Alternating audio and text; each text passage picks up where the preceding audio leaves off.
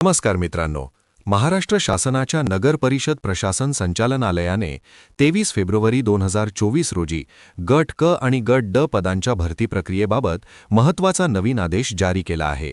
या आदेशानुसार राज्यातील सर्व नगर परिषद आणि नगर पंचायतींमध्ये भरती प्रक्रिया नव्या नियमानुसार राबवली जाणार आहे।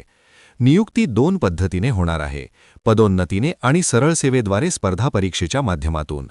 गट क पदांसाठी वरिष्ठ लिपिक, लिपिक टंकलेखक, ग्रंथपाल, वाहनचालक, प्रयोगशाळा सहाय्यक, वायरमन, पंप ऑपरेटर अशा विविध पदांसाठी पदवी, एसएससी, आयटीआय, एमएससीआयटी आणि संबंधित अनुभवाची अर्हता निश्चित करण्यात आली आहे।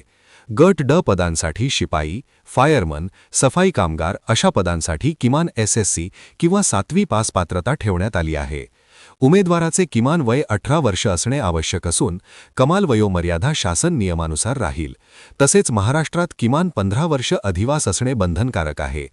नियुक्तीनंतर 2 वर्षांचा परिवीक्षाधीन कालावधी असेल आणि मराठी हिंदी भाषा परीक्षा तसेच संगणक प्रमाणपत्र आवश्यक राहणार आहे। गुन्हेगारी पार्श्वभूमी, 2 पेक्षा जास्त अपत्य किंवा शासकीय सेवेतून बडतर्फ झालेल्या उमेदवारांना अपात्र ठरवण्यात येईल।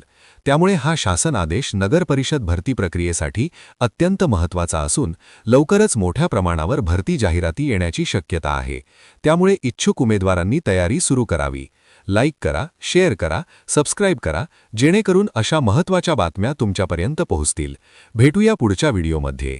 जय हिंद, जय महाराष्ट्र। धन्यवाद।